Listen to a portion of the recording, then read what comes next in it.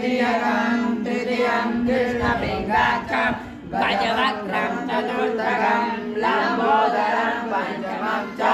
षष्ठं विकटमेव च सप्तमं विघ्नराजेन्द्रं धूम्रवर्णं तथाष्टकं नवमं बालचन्द्रं च दशमं तु विनायकम् एकादशं गणपतिं द्वादशं तु गजाननं द्वादशैकानि नामानि